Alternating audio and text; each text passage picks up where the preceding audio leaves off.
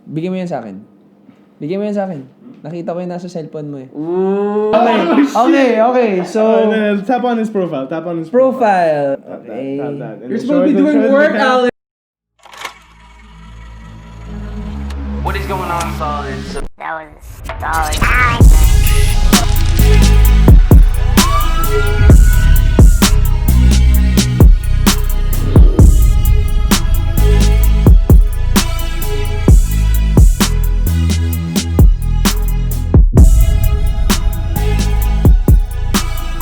This is Luke motherfucking Forrest. Man, that was a solid night. What is going on, guys? Welcome to another podcast episode of the Solidios. With your hosts, Daddy Javi. TL. And who else? It's me, Thor. Only here on the Solid Nights channel. But before we start the video, guys, I just want to give a huge shout out to our sponsors, URBNGUYPH and Marichua. Thank you so much for being with us, being partners Where's with us. Mask at, And though? yeah, exactly. Get your Marichua masks, link in the description below. These look exceptionally nice and very freaking stylish, guys. Yes, sir. And now to the topic at hand. Let's go.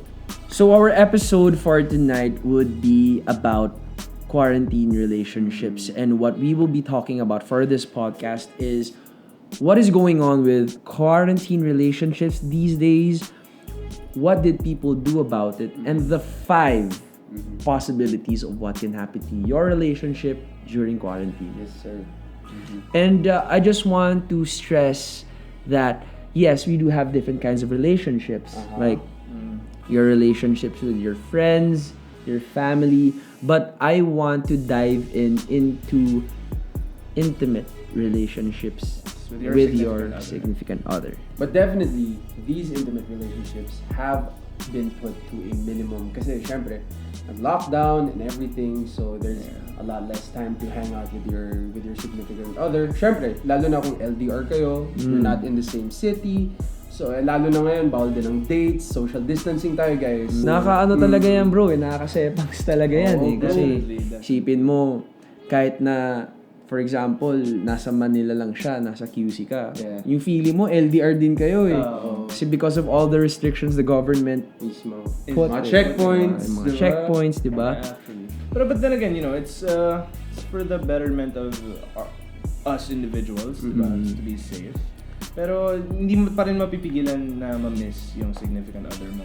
Pero the funny thing is, the quarantine actually gave a lot of people time to think about their relationship. Kasi yung iba, they haven't been stuck together this long. Isipin mo, magkasama kayo araw-araw, di ba? Kayo lang yung nagkakakitaan sa isang Tapos parang bahay. biglang nagkaroon ng shift. Oh, Nagkaroon bigla ng shift. culture shock siya eh. Oh, culture shock Realizations talaga. na hindi mo alam na hindi niya pala binababa yung toilet seat pagkatapos niyang umihi. Yung mga ganun. Like, ngayon wala siya.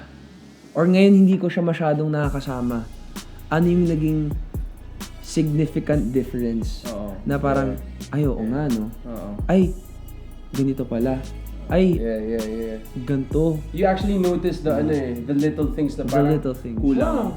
She used to do this in my room and now, nga pala, hindi na nawala yung routine ko ba? Anong diba? ginagawa sa room, pare? Ay, hindi pare, syempre. This is not a pornographic piece.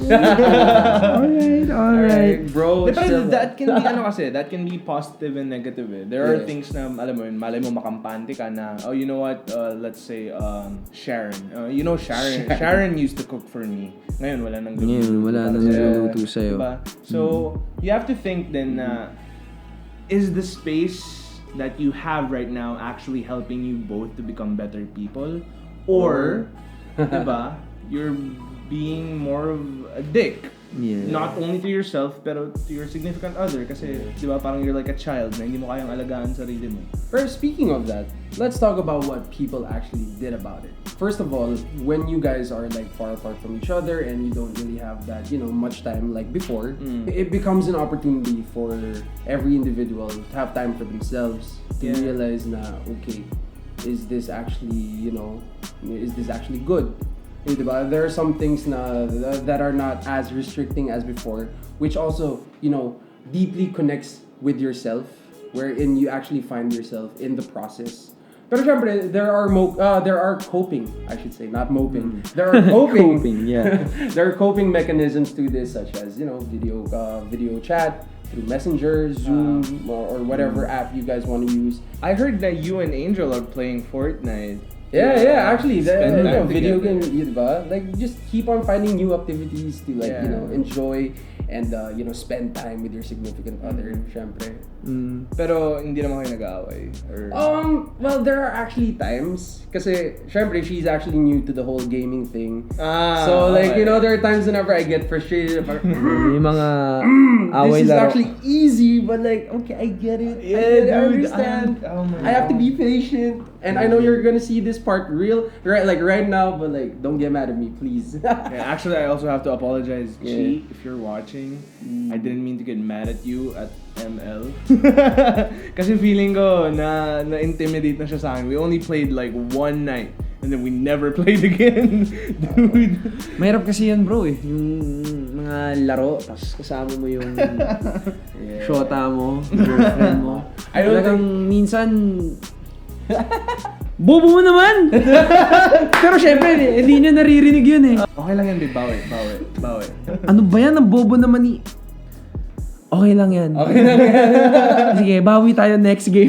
Nasa ano talaga natin yun as gamers. Kasi almost all of us here are gamers. Kasi Pero, of course, guys, syempre, you guys, for sure, you want to maintain that relationship. Oh, naman, Lalo na of pag LDR kayo. So, like, you have to find other ways, like alternatives on how to keep it healthy.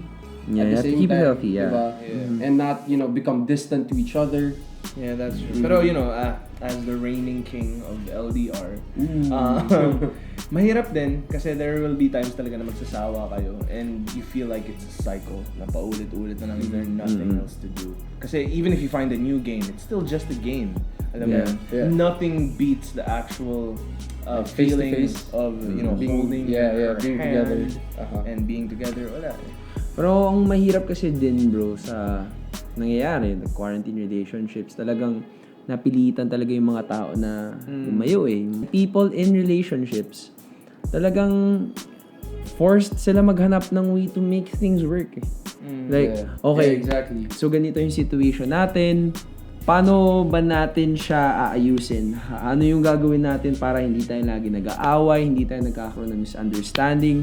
How do I enforce trust? How do I ask for trust? Diba? How do you give me your trust? Diba? And vice versa, paano ka rin magbibigay ng assurance? Diba? Na kahit na LDR kasi... Yun ang mahirap, bro. Assurance bro. pag LDR. Ang mahirap kasi talaga dyan, ano ba ginagawa nito? Yeah. Sa pang-araw-araw. Ngayong hindi ko siya nakikita, hindi ba parang, alam mo yun, pumapasok din yung insecurity eh. Naman. Pumapasok of yung course. insecurity na, That's your number one enemy. Oh, di ba? Insecurity eh. And having no trust with your partner. Especially yung, oh my God, if I can just stress that out. Trust is like sand in your hand. Pag masyado mong hinigpitan yung hawak doon, yung mga lalabas sa lalabas gilid-gilid. Diba? Pero pag hinawakan mo ng ganyan, na free, lilipa rin yan. Pero if you just hold it the right amount, diba? In a safe way, it's gonna stay there. Wala kang aalalahanin na mahuhulog yan or matatapon yan. And that's what a lot of people don't seem to get. doon lang kayo magkakainisan eh. Doon lang nagsisimula yung mga away. Kasi parang, sasabihin nila, ano ba yung ginagawa mo? Ha? Naglaro or nag-ML or Nag-Dota. naligo or kumain. Totoo ba? Bakit hindi ka nag-reply? Bakit ganito? Bakit ganito? Pengi Diba? ang picture! Pero Diba? send ka picture. Send Gusto ko ka yung may selfie. oras pa. But we gotta realize na Diba? not all relationships are like that. Yeah, Siyempre, not there's all. always the other side of the spectrum. Meron naman. Meron Di- naman. We always Yun naman, gotta yun naman understand yung that. kagandahan naman nung other relationships na may trust. Okay, babe, I trust you enough na ganito ka. Okay, Diba? babe, be happy with what you want. Di ba? Alam niyo yung ang sarap pakinggan, pare. Like, nurturing relationships. Pare. Exactly, and there's always Nurturing compromise. relationships. Compromise talaga eh. Like, okay, babe, I'll allow you to do whatever you want. Just give me an update every half an hour, diba? Para yun nga, diba? That's a lot na eh. I mean, but then again, a lot is subjective. Especially with the right person, there's nothing a lot. Diba? And for me talaga, like, in terms of relationships talaga, for me, it's 2 C's, guys. 2 C's. What are It's communication and compromise talaga. Like what you said, compromise. It's communication, No, compromise. there's 3 C's. What's the third one? Comprehension. You can communicate as much as you want, pero kung yung partner mo hindi na-comprehend, Wala rin. Kasi hindi niya rin napipick up yung initial na sinasabi. Diba? You guys got to communicate, comprehend, and ano yung isa pang C? Bigla. Oh my God. Compromise. Compromise. Yes, compromise. You got to have those 3 locked in. The 3 C's. Gusto niya talaga na maayos relationship niyo kahit LDR kayo. Tiisan tayo. Like, let's follow the protocols of everything. Always sanitize. Don't worry. This place we have right now, under control yan. We follow the proper sanitation practices. We always have, a very controlled environment. So, Don't arrest us. here are the 5 possibilities of what can happen to your relationship during quarantine. And to start off is the quarantine fling. The quarantine fling. When you say quarantine fling, Okay. it's where, bored ka sa bahay. Diba? Bored ka sa bahay. App Store. App Store. App Store ka. Uy, Tinder. Uy, parang Tinder. Bumble. Grindr. Grindr, sige. Tapos, Tantan. Tantan, OkCupid, Facebook dating. Yan. Okay, so, Pwede na. dyan na. I know a lot of things. Curious ako dito eh. Ano ba to? Okay, set up profile, pang. Okay, meron na. Pinakapoging picture. Pinakapoging picture. Wait lang, yung medyo payat pa ako eh. Oh, yeah. Tama yan. Kahit na 5 years ago to, sige, palagyan. Tas bro, lagyan mo ng caption yung not a fuckboy. Not a fuckboy. Hit me up. Yun. Or D2 quarantine F. Diba? D2 quarantine F. Oh, tapos quarantine. D2 quarantine F, diba? DTQF, diba? Tapos swipe right. Uy, solid. Swipe right. Ba't ganun yung ilong niya? Swipe left. Diba? So, basically, it's a quarantine fling. Bigla ka na lang may courage na like, uy, total, matagal naman di magkikita. If naman na sabihin ko na sa crush ko na gusto ko siya, at least hindi naman kami magkikita. Yeah. So, fuck it, di ba? Fuck it. Yeah. Just go, let's just do this. Okay, crush, gusto kita, gusto mo din ba ako? Di ba? Mas lumalabas na yung tapang dun, no? Pare, kasi online lang. online lang eh. Walang confrontation, pare. Biglang, Pero tapang mo na, putang ina. Di Pero ba? ang funny doon, hindi lang sa dating apps eh. Minsan yung mga kunyari, yung mga matagal nang nagla-like ng posts mo, biglang out of nowhere, message mo lang na, hey, what's up? Oh, Hey, what's yeah. up? Hey, Yeah. I saw you like my post. Pero what I want to know is, what actually triggers quarantine? When you start to miss the feeling of having an intimate relationship with someone else. Very much. That's it. Or bored ka lang. Or bored ka lang. So there are people in dating apps who are actually just looking for friends. And I'm telling you, get off that fucking app. Go to Facebook, okay? Dating apps is for people who want to fuck, okay? I mean, not necessarily. Not all Jesus, just jump on my wagon just once, Etiel. I have to fucking ride. For real? Like everyone's DTF? I mean like not necessarily everyone, but it's like majority of the people on it. So Yeah, bro. Sa ibang bansa. I've tried Tinder outside the country. Everyone What's it wants like? to kamusta? Everyone wants to fuck. You will not see there na not active here. Hit me up on IG. Nothing. Walang ganun, bro. Like literally, hey, this is my number. Ganyan. Let's go somewhere. Ganun agad. Some people are even so fucking derecho na, hey, we're a couple looking for a third guy. Ganyan. Literally, bro. For a threesome? Yeah. I mean like Sa Pilipinas, like literally, I cannot I didn't stress know that. enough. Sa Pilipinas lang yung nakita ko na not here for hookups or fubus or dating, just here for friends. Why? I knew it. I was just waiting for it, bro. Like, okay. Well, yeah, you do have a point. So ooh. But then again, use it however you want to. It's your life. Yeah, who am I to tell you? I'm just like a fat no one. Diba? Bigyan mo yan sa akin. Nakita ko yung nasa cellphone mo eh. Ooh. Bigyan mo yan sa akin. Bigyan mo yan sa akin. Nakita ko yung cellphone mo eh. Nakita ko yan. There we go. Okay. So, tap on his profile. profile. No. Just tap. Okay. You're supposed to be doing work, Alex. I know you guys can see that. You're supposed to be doing work, Alex. So let's check live right now. this shit out. Oh shit! Oy, grabe to, guys. Grabe to, guys. Grabe naman yan. Basahin mo yung caption. Ano ba caption natin? Tap mo lang. Never really been active. Hit me up! So if we match, just hit me up on IG, Alex and XSSER. So guys, that we will be linking Alex's IG on Down the below. descriptions below. He's very single. He's very ready to mingle. Yeah. And he's into all shapes and sizes. He does not discriminate. Wait. Yeah. Before we actually move on, like, educate me, guys. Why do people actually put that shit? Like, I'm not active here. Hit Because me some up on people IG. really aren't naman. Yeah, and I think like the dating app messaging system sucks. Yeah, sometimes these are gonna notify, bro. Yeah. So like, wala, if nag-match tayo, di kausapin mo ko sa Facebook. Ganun Yeah, lang. or Instagram. My go-to Or is Instagram. Some people yeah. go Telegram. Some people go Yeah. Viber. Some people go Messenger. Ano pa dito? Pero I prefer Instagram. Gusto ko to. Ayun. Beach or mountains?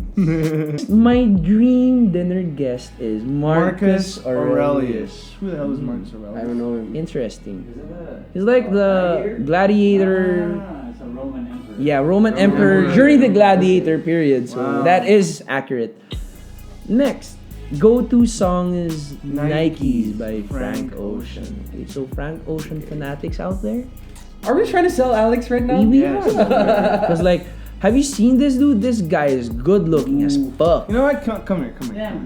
No, Do a fucking cameo. Come here, bro. this is. It's not my debut, guys. Yeah, no, it is, bro. Come on. Come here. You were on the live podcast last Say hi. time, bro. You know, so say hi. the last This is time- Alex, Hey. guys. So those who are not able to check out the FB Live, Alex was on it. So Yes, yeah, sir. this is our good-looking Jordanian friend. You smell like mustard. Really? You like that shit? Go back. Here's your phone. You know, the last time now we aired a vlog where Alex was in it. You know, I think when we were at McDonald's. You know, when Yeah, it showed yeah. us. Oh. You know, a lot of people were asking about That's Alex. it, right. Another thing we want to talk about in quarantine relationships is the possibility of a comeback. Pero let me be real in front with you guys right now. It's not always gonna be a possibility. And believe me, I've tried. Pero that's the thing, is that as long as you've tried, that's what matters the most. So actually, what happens is after having such a long time apart with your ex, diba? It's the perfect time for you na makipag-rekindle. Malay mo, there's still a little bit of fire. Sparks. May mga Sparkles. Ginanon mo ang posporo, bako mo po yun. Yeah, diba? And that's a huge Hindi natin possibility. Depends on how your ex still feels about you and how you ended things. Ngayon, if you think na there's no more possibility in a comeback, then just don't do it. You don't have to. Pero if you're gonna try, then go ahead. Who am I to tell you not to? Pero the sad reality of it is it's most likely not gonna happen. Unless na you have a really, really good plan, diba? Unless you have a really, really good plan how to get your ex back. Pero, and if you do get your ex back, then fuck, saludo kami sa'yo. Yeah, I mean, diba? Some people kasi talaga, pare, na nag-end talaga in bad terms or like nag-end talaga yung relationship na parang I wasn't ready yung time na yun. And ngayong quarantine, napaisip-isip ako na ikaw pa rin ang gusto ko. Oo. I mean, ikaw pa rin talaga. Eh kung nagkataon nga na si ex ready na din, ikaw ready na din, edi why not? Guys, siguraduhin nyo lang, if babalikan nyo yung ex nyo, make sure na ready kayo pareho. Yeah. Like, Yeah. you both are ready to give 100%. That's not a And 50-50 thing. Both of you are in a good place, lalo Yeah. na. Diba? One more chance. Pero, again, I just want to say na, if you really love someone, you let them go? Wow, that was heavy, bro. Let me take the laptop, bro. We move on to number 3. The third possibility is your relationship could become a lot stronger. Like in quarantine, kasi it really depends on where your headspace is at. Diba? Sinabi natin na there are ways to cope with things, to keep it healthy, and at the same time, it is the opportunity for you to find yourself, to find that peace that I've been longing for so long, which really made my relationship very healthy. Kasi like nawala talaga yung not 100%, but you guys get what I mean. Nawala yung toxicity ko and everything. Yeah, that's good, and I'm so happy for you. Honestly, thank you, dude. Thank you. I wish that I could find the same peace that you have. Now we can talk about this sa inuman natin. I am not promoting drinking, guys. Hindi guys, solid uminom. Uminom kayo. Siguro a reason kung paano nga kayo magiging stronger ni girlfriend or ni boyfriend or ni jowa, 'di ba? Is, minsan kasi a relationship talagang you have to grow together and sometimes you have to grow apart. You are still your own person. Exactly. Diba? You're still your own person. Kanya-kanya tayo buhay eh. Yeah. Diba? Initially, we weren't born with them, diba? So, meaning, we weren't born into this world na I already lost my train of thought, understand, Hindi, bro. at saka na, You gave me a face, bro. Hindi lang. Tsaka bro, di ba, like, you were someone else before having a significant other, di ba? Exactly. And minsan, aminin na natin sa hindi, medyo nako-compromise kung sino ka talaga when you're with someone else. Na-adjust kung sino ka talaga eh. Di ba? Sometimes, it is really essential to, grow together and grow apart. Some people kasi they take advantage of the fact na They're apart. They're apart, Oo. diba? So some people cheat, diba? Ano naman, we can discount So that fact. some people fool around. Some people they do illegal stuff. Not in the sense that it's illegal in the law, but illegal in the relationship. If there is still a way na to keep it strong, Yeah. then always Always go for find it. a way, Oo, yeah. Always find a way. Lalo Like- na kung sobrang mahal mo yung tao, diba? Yeah. Oh, You don't give up on omsim them. yun. Omsim yun. So that's how you keep it strong. It's always love above all. So the fourth possibility in this topic is space. Speaking of, I can put that a little bit. Relationships, they tend to get weaker as time goes by. And that's not necessarily the case for everyone. And we get that. Sometimes kasi, lumalabas yung toxic personality nila in the relationship when you're not together. And I can vouch for that. Okay, again. Although I'm not saying that, my exes were like terrible. Kasi we loved them at one point. There's a reason why we loved them. Pero Mahal mo pa rin. yeah. No. Too late, bro. You just got that out there. Well, basically, sige. Just to get it out there, the love that I have for my ex, it's a type of love that transcends romance. I don't romantically want to be involved with her anymore, pero I do wish nothing but the absolute best for her. Kasi I haven't been the best boyfriend, and I did a lot of bad shit in the relationship. And I think everyone knows that and deserves to know that. Like what I said earlier, you can use space as, either a good thing or a bad thing. Pwede kang maging kampante, pwede kang maging, alam mo yun, parang mas douchebag sa pagtatrato mo. Kasi kung douchebag ka na sa pagtatrato in person, paano pa kaya pag in space, diba? You literally don't give a fuck. Pero there are people, and I have to say it's the people around me who has shown na, space doesn't make you entirely a bad person kasi they have grown a lot as individuals and as relationship partners. Maganda rin kasing opportunity yung quarantine to take a breather. Alam mo yun? Kasi minsan talaga nagkakalabuan na talaga pero mahal nyo pa rin talaga isa't isa eh. Space can be two things. It could either be something really, really bad for your relationship, or it could be something beautiful. Another thing naman, with the space, it's the last thing actually. I just want to remind some of you out there na just because you guys are taking a break doesn't actually mean that you are on a break. It doesn't mean that you are on a break and you can do whatever the fuck you want with other people, okay? It's a time for you to reflect and reevaluate your relationship. May ano yun may hangganan pa rin yan di ba? Parang Limitations. break lang naman muna kayo, hindi pa kayo broken up Yeah. Diba? Parang pahinga lang. Yeah. Pero magre-resume. Yeah. Yung iba kasi, kapag sinabing space or break, puta, Oh. Nag-go wild na, no? nag-go wild na eh. Pero actually, mabuti na rin na pinapakita nila yung ganong kulay. Yeah, sabagay. Tama ka naman dun. Would you wanna stay? Para ma-confirm na parang, hindi ko na babalikan to. Like, yun nga, di ba? Na parang re-evaluate ka na, paisip ka, ay, I was right. di ba? Parang, ito yung nangyari, nagpahinga lang kami. You did shit na. Parang, it gave you a pass to be a dick or it gave you a pass to be a cheater, di ba? So, ano yun? Di ba? So, make it clear, tama yung sinabi mo eh. Ang break, or like, ang space lang, pahinga. Hindi yan break up. Okay? Which leads us to the fifth and last possibility of what can happen to your relationship during quarantine is the breakup.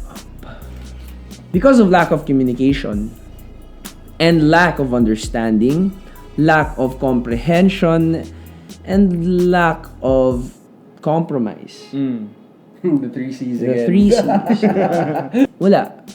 Then you guys just tend to break up. You know, away lang dito, away lang doon, hindi kayo nagkakaintindihan, wala kayong trust sa isa't isa. Wala. Magbe-break na lang kayo. And I think that's really a painful thing.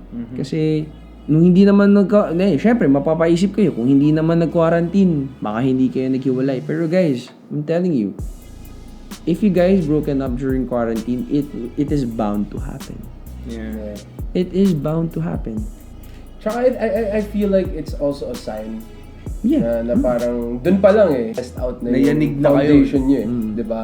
Nati-test out na siya. So if dun pa lang nag-break na kayo, dun mo masasabi na we have a weak foundation. Yeah. Oh, rough patch lang naman tong quarantine It would not have been worth it in the end. Omsim. Kung quarantine pa lang, wala na eh. Di ba? Okay, can I ask you guys something? What's up? Parang, how is it easier for other people to just, give up on the relationship? Diba? Kasi may mga iba na, okay, hindi lang kayo nagkita for a while na parang, ayoko na. What is your opinion on those type of people? Well, for me, syempre, relationships vary. Talaga. I mean, like, your reason for breaking up may not be the same reason of how I broke up, or if my breakup reason will be the same with your breakup reason. Iba-iba yan. May personal reasons, kanya-kanya yan. Diba? Your reason for breaking up may not be the same reason of my breakup, and my breakup reason will not be the same as the reason of your breakup. So it really varies from person to person. Person to person talaga. Yeah. If nakikita nila na hindi na worth it na patagalin pa, or like wala na silang valid reason na i-keep pa or magstay yung relationship, or pareho sila hindi na nag-grow, or pareho na sila hindi happy, edi wala. Do you have din. any advice for those people na parang nag-aalangan na in their relationship? Nag-aalangan, just, reevaluate lang. Yeah. Just check if nag-grow ka as a person. That's it. If you're not growing as a person, if you are the same person when you met your significant other, and it's been years na kayo pa rin, or kahit months lang na kayo pa rin, and hindi ka nag-grow, Walang pagbabago. mag-isip ka na. Mag-isip ka na. And okay, last but not least, before we end this topic, I just want to say na be honest. Sometimes it hurts to be honest, pero just be honest. If nag-aalangan ka na sa relationship mo, if you don't think it's worth it anymore, it's better than, doing stuff na you'll regret. Sure guys, like don't use it like as an opportunity or as an excuse na parang, nag-quarantine, hindi na ako masaya sa sige, break tayo. Na always communicate pa rin. Like, be fair. Be honest. In the end kasi, may pinagsamahan pa rin kayo eh. Yeah. So still respect the Respect the relationship. Yes. Diba? Kasi if you don't, I'm just gonna be straight up. You're a douchebag. Okay? Oh. And that's coming from your co-douchebag. Okay? But I'm trying to be better. And for those people who out there who are struggling through these times, please don't hesitate to message anyone. You can message our Instagram. You can send us an email. Yeah. If you wanna talk about anything na you're struggling with, kasi I know that a lot of people are struggling. And yeah, yun lang naman. So those were the 5 possibilities of what can happen to your relationship during the quarantine. So if you guys enjoyed that episode, leave a like, comment down below, and subscribe for more content from the Solid Nights team. Yes, sir. Yes. And thank you so much for everyone that helped make this video possible. You are amazing and stay solid, alright? Again, it's me, Thor. Daddy Javi. And as always, TL. And this has been the Solidios. Roll the outro music.